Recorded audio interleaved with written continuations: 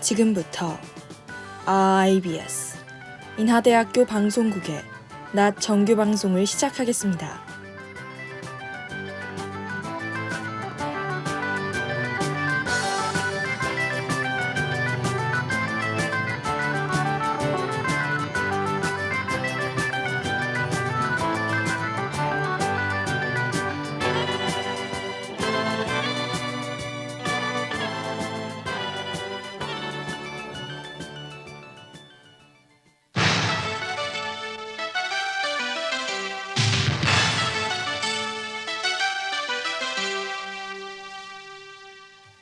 IBS 낮뉴스입니다. 본교 총학생회가 축제를 취소한 경위에 진실규명의 목소리가 잇따릅니다. 총학생회 부회장이 축제 취소 건으로 사퇴합니다.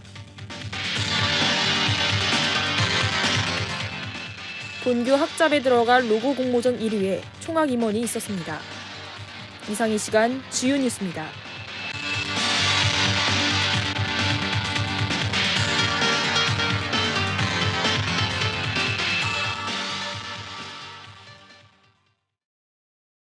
첫 번째 소식입니다. 본교 총학생회가 축제를 취소한 경위에 진실규명의 목소리가 잇따릅니다. 총학은 축제까지 열흘을 앞둔 11월 6일 비룡제 소식을 알렸고 재적 학생의 절반인 10,000여 명이 신청했습니다. 그런데 11월 11일 총학생회가 공식적으로 오프라인 비룡제 취소 소식을 알렸습니다. 총학생회장은 취소 이유로 최근 코로나19 확진자 증가세 위험과 많은 학생들의 참여 기회 보장이 어렵다는 점을 들었습니다. 이때 교내 익명 커뮤니티나 인하광장에서 일부 학생들은 축제 진행에 3억이 든 경위와 기획 과정을 공개해야 한다고 주장합니다. 또한 총대위원회의 사업 허가를 받지 않고 확정 진행한 점에 절차를 준수하지 않은 이유와 책임을 물어야 한다는 목소리가 잇따릅니다. 다음 소식입니다. 총학생회 부회장이 축제 취소 건으로 사퇴합니다. 지난주 전 총학생회장이 현 총학생회를 방문해 공금을 기반으로 부실한 사업을 지적했습니다. 이에 총학생회 부회장은 인하광장 게시글을 통해 총학생회 내에서도 축제 진행 여부에 의견이 갈렸다고 전했습니다. 그리고 본인은 축제 진행을 강행하려 했다며 기획 미스였다는 말과 함께 부회장직 사퇴를 밝혔습니다. 열심히 일한 사람들을 너그러운 마음으로 봐달라는 그의 말에 수고와 별개로 책임과 잘못을 따져 물어야 한다는 반응이 나옵니다.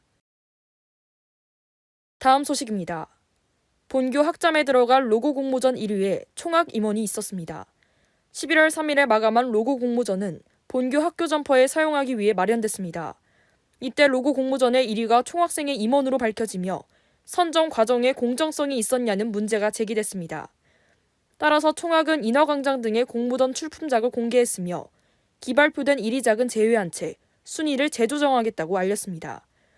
한편 공모전에 수상한 임원이 상금 100만 원을 기부하겠다고 한데 억지로 하는 거냐는 질타가 있었으나 스스로 결정했다고 전했습니다.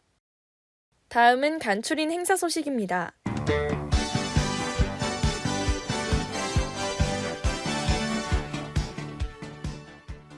(2021학년도) 동계 계절학기 시행을 안내합니다. 동계 계절학기 기간은 12월 20일 월요일부터 1월 12일 수요일까지이며 총 4주간 주 4일로 운영됩니다.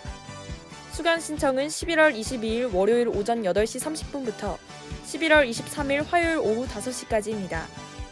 수강 신청은 일반 수강 신청 방법과 동일하며 학기당 신청 학점에 제한은 없으나 재학 중 총 24학점까지 가능합니다. 이때 수강료는 1학점당 75,000원이며 수강 포기 기간마다 환불 금액이 상이하니 주의하시길 바랍니다. 기타 자세한 사항은 교내 전화 860-7044번으로 문의하시길 바랍니다.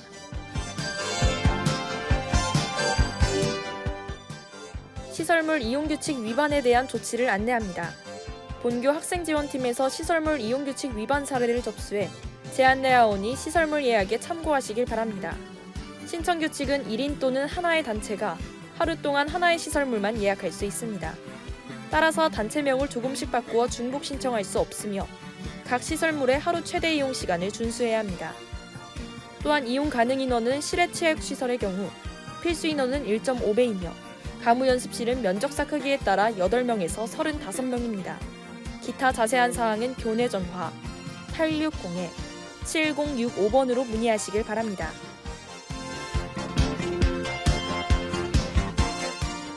(2022학년도 1학기 국제도우미 버디 모집을 안내합니다. 버디는 외국인 교환학생과 학부 신입생을 위한 국제도우미로 지원 자격은 2022학년도 1학기 학사과정 재학생입니다. 신청 기간은 11월 15일부터 12월 17일 오후 11시 59분까지이며 활동 기간은 2022년 2월 말로 예정돼 있습니다. 이때 담당 업무는 외국인 교환학생의 생활 적응 지원과 학사 관련 일정 도움, 친목 도모가 있습니다. 신청은 포털 사이트의 학정란에서 학적 인터넷 신청 선택 후 국제도우미 신청을 눌러 하실 수 있습니다. 기타 자세한 사항은 교내 전화 860-7039번으로 문의하시길 바랍니다.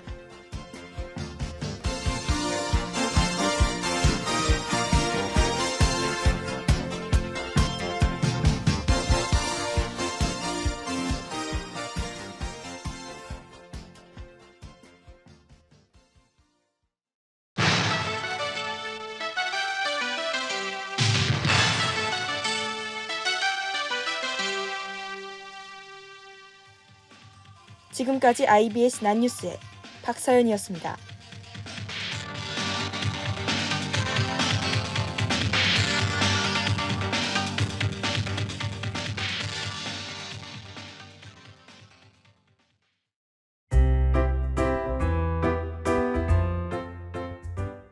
바쁘고 바쁜 현대사회에서 잠시나마 여유를 즐길 수 있는 소중한 시간이 있다면 저는 꼭 연극과 뮤지컬을 보러 다니고 싶습니다.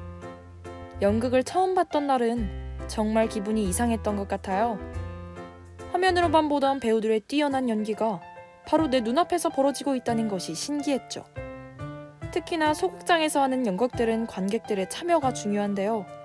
연극 도중에 질문을 던진다던가 상황극을 한다던가 등 참여를 유도하는 형식의 흐름들이 많은 것 같아요.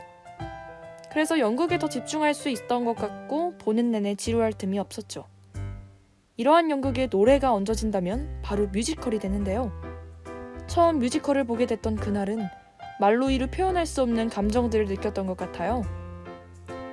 웅장한 음악과 어우러지는 배우들의 연기와 춤 덕분에 오랫동안 입이 다물어지지 않은 기억이 있답니다. 제가 가진 어휘력으로는 도무지 표현이 안 돼 재밌다 라는 말만 계속해서 중얼거렸죠. 시간과 돈을 들여 공연을 보러 가도 재밌지 않으면 어떡하지?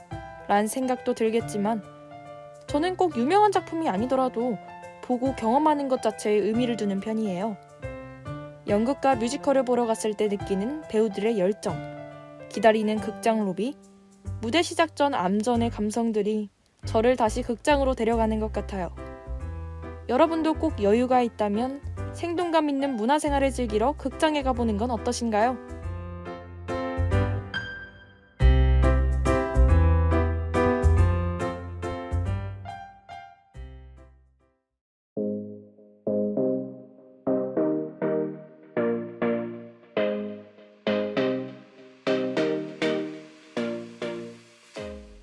드라마와 영화에서 빠지지 않는 우리들의 이야기 법. 갈등을 조장하고 법을 이용해 풀어나가는 기승전결을 가진 스토리. 하지만 어려운 법률 용어가 나올 때면 조그만 해설 글씨를 읽기 바쁘고 내용은 지나쳐버리고 말죠. 저도 공감합니다. 아직 이해도 못했는데 갑자기 주인공이 체포되고 재판을 받는다고요? 여러 번 장면을 돌려보고 심지어 해석을 찾아보기까지 하는 수고로움. 귀찮지 않으셨는지요? 바로 저 박서연 아나운서가 알려드리겠습니다. TV 속 법률을 찾아 세상에서 제일 쉬운 설명과 함께 일상 속 사례까지 극 속에서 드러나는 법 이야기를 신속하고 명확하게 이해하게 해주는 오늘의 법률 시네마, 노래 듣고 와서 시작할게요. 플레이!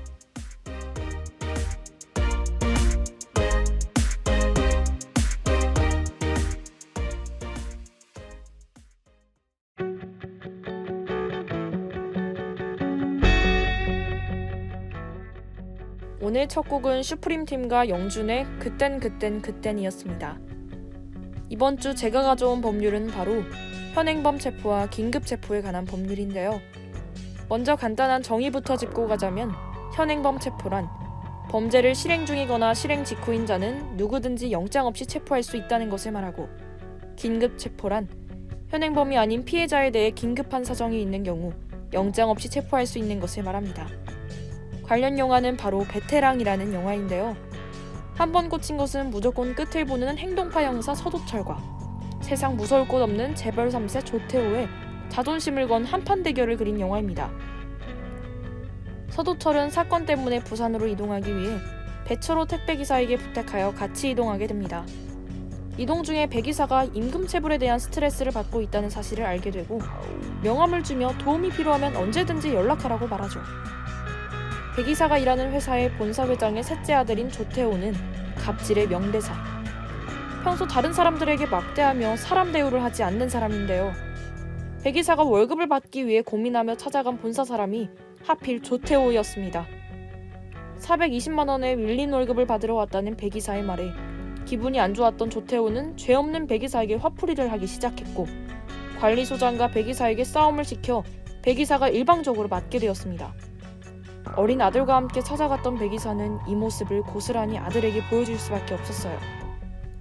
배기사는 결국 어린 아들을 먼저 집으로 보내고 본사 비상구 계단에서 자살을 시도하게 됩니다. 다행히 목숨은 건졌지만 의식은 돌아오지 않은 상태. 서도철은 이 소식을 듣고 병원으로 찾아가요. 배기사의 아내는 남편으로부터 힘들다는 문자를 받고 일이 생겼다 하지만 서도철은 배기사가 힘들다는 이유로 자살할 사람이 아니라고 생각했죠. 수사를 통해 진실을 알아본 결과 그 끝에는 조태호가 있었습니다. 조태호를 체포하려 하지만 곧 출국 예정이라는 사실을 알게 되고 조태호의 출국 전 마지막 파티를 노려 덮칠 계획을 세웁니다. 서도철은 마약 파티 현장에 있던 조태호를 발견한 후 필사적으로 쫓아가고 조태호는 필사적으로 도망갑니다. 서도철은 과연 조태호를 체포할 수 있을까요?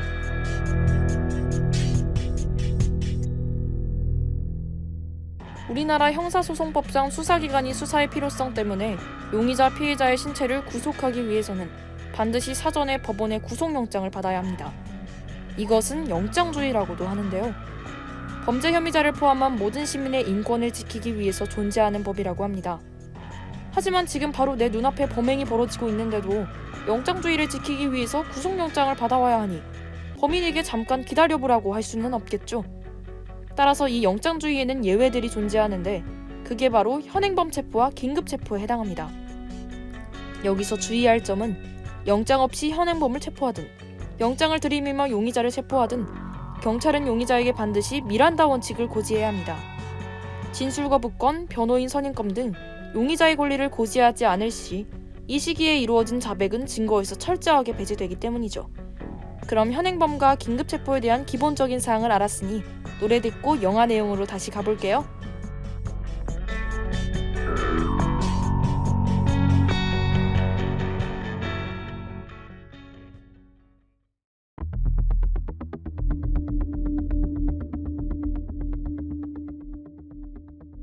투피엠의 I will be back 듣고 오셨습니다.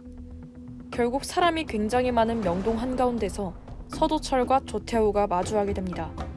서도철은 주위 CCTV 위치를 확인한 후 조태호에게 다가가 체포를 시도합니다.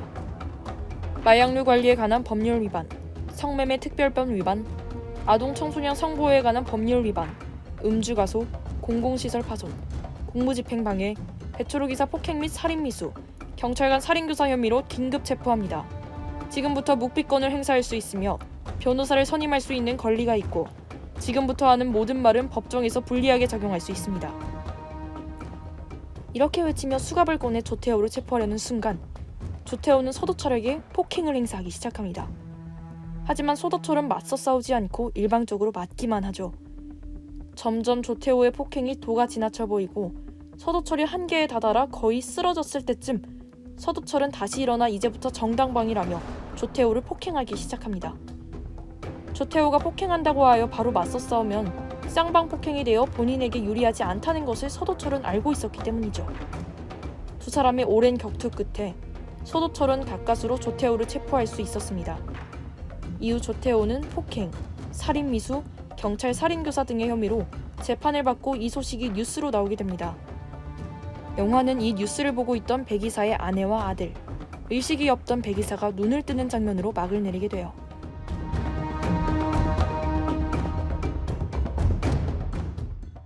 영화 속 긴급 체포의 장면을 함께 살펴봤습니다. 형사소송법 제212조. 현행 범인은 누구든지 영장 없이 체포할 수 있다. 그럼 이제 현행범 체포의 사례를 알아보며 더 깊이 이해하는 시간 가져보도록 하겠습니다.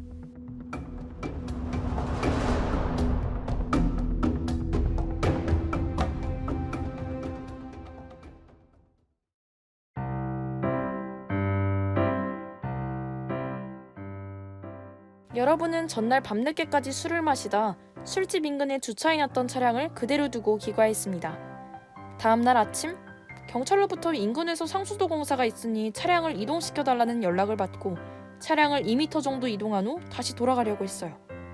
하지만 공사장 인부들이 찾아와 차량을 완전히 뺄 것을 요구하며 인부들과 시비가 붙게 되는데요. 그 과정에서 인부들 중 한 명이 여러분에게서 술 냄새가 난다며 음주운전을 했다고 판단해 신고를 해버렸습니다. 현장에 도착한 경찰은 여러분에게 술을 마셨냐고 물었고 여러분은 어젯밤에 마셨다며 사실대로 대답했죠. 이후 경찰이 음주 감지기에 의한 확인을 요구하자 억울한 여러분은 이만큼 차량을 뺀 것이 무슨 음주운전이냐며 음주 측정을 거부하게 됩니다. 당시 경찰은 음주운전으로 신고받고 현장에 출동했지만 음주의 여부만을 알 수 있는 음주 감지기만 가져오고 얼마나 마셨는지를 측정할 수 있는 음주 측정기를 가져오지 않아 지구대로 임의동행을 요구합니다. 하지만 지구대 임의동행을 거부한 여러분을 경찰은 음주운전 현행범으로 체포해 지구대로 데려가게 됐어요. 결국 음주 측정 거부죄로 기소된 여러분은 형사재판을 받게 됩니다. 과연 여러분이 경찰의 요구에 의해 차량을 2m 이동한 것이 현행범으로 체포될 만한 사안인 걸까요? 노래 듣고 와서 계속 알아보도록 하겠습니다.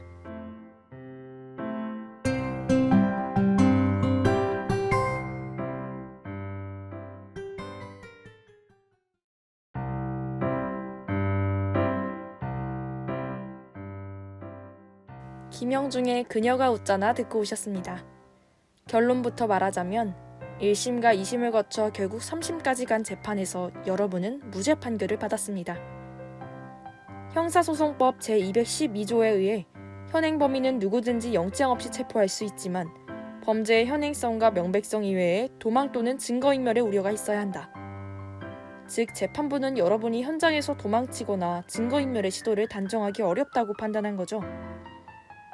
거기다가 음주운전 신고를 받고 출동한 경찰관이 음주감지기 외에 음주 측정기를 소지했더라면 임의동행이나 현행범 체포 없이도 현장에서 곧바로 음주 측정을 시도할 수 있었을 것이라고 설명했습니다.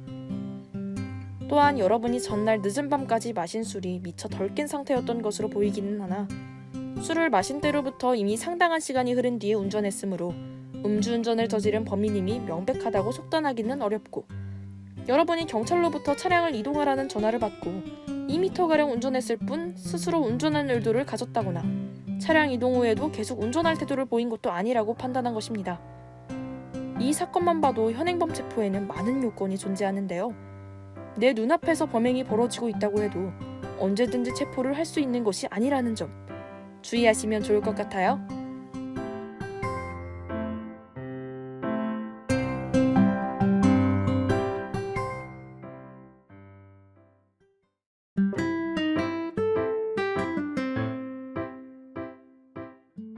아까 알려드렸듯이 피해자를 체포할 때 꼭 해야 하는 것이 있었죠. 바로 미란다 원칙 고지입니다. 그럼 이제 미란다 원칙에 관한 역사를 알아볼 차례인데요. 1963년 3월 미국 경찰은 당시 21세였던 미란다를 납치 강간 혐의로 체포했습니다. 경찰서로 연행된 미란다는 피해자에 의해 범인으로 지목됐고 변호사도 선임하지 않은 채 2명의 경찰관에 의해 조사를 받았어요. 미란다는 초기에 무죄를 주장했으나 약 2시간가량 신문받은 후 범행을 자백하며 자백진술서를 제출했습니다. 하지만 재판이 시작된 후 미란다는 자백을 번복하고 불리한 증언을 하지 않아도 될 권리와 변호사 선임권을 침해당했다며 진술서를 증거로 인정하는 것에異議를 제기했어요. 결국 미국 연방대법원은 미란다가 진술 거부권, 변호사 선임권 등의 권리를 고지받지 못했기 때문에 자백을 증거로 인정할 수 없다며 미란다에게 무죄를 선고했습니다. 이 사건을 계기로 1966년 미란다 원칙이 확립됐고 수사관들이 피해자를 체포하거나 신문할 때는 이 원칙을 미리 읽어주도록 하게 된 것이죠. 여러분, 여기까지 재밌게 들으셨나요? 제가 퀴즈를 하나 들고 왔습니다. 오늘 방송을 잘 기억하시고 답을 한번 생각해보세요. 문제 나갑니다. 현행범을 목격했을 때 일반인은 체포 권한이 없으니 절대 현행범을 체포해선 안 된다. 맞으면 O, 틀리면 X. 정답을 아시는 분은 속으로 잠시만 생각하시고 노래 듣고 와서 정답 알아볼게요.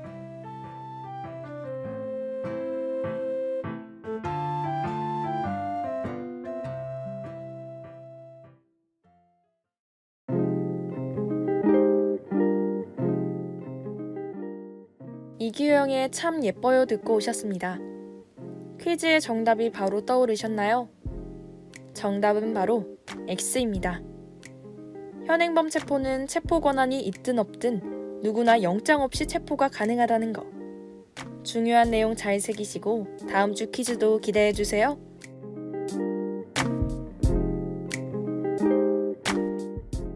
이번 주는 현행범 체포와 긴급 체포에 대해서 알아봤습니다.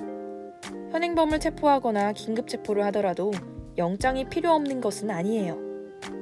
영장 없이 체포 후 48시간이 경과한다면 피해자를 석방시키는 것이 원칙이라고 하는데요. 체포한 후 구속 여부를 결정하여 피해자를 구속하고자 할 때는 48시간 이내 꼭 구속영장을 청구해야 합니다.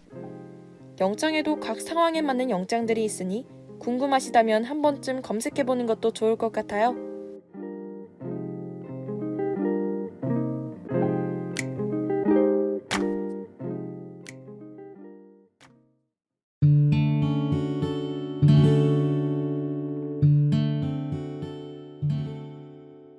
처음 미란다 원칙이 확립될 시 범죄 예방이나 범죄 피해자의 권리보다는 범죄자의 권리를 더 존중하고 있다는 거센 비난을 받았는데요. 피해자는 죄를 범했다고 의심받는 사람일 뿐 아직 명백한 범죄자가 아닙니다. 재판의 결과가 확정되기 전까지 무죄 추정의 원칙이 적용되니 피해자의 권리 또한 무시되어선 안 된다고 생각해요. 여러분은 어떻게 생각하시나요?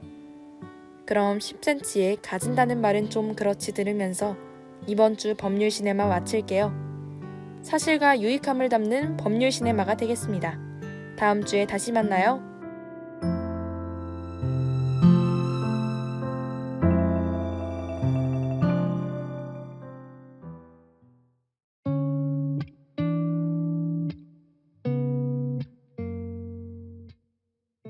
지금까지 제작의 박초연, 기술의 김유진, 진행의 전 박사연이었습니다.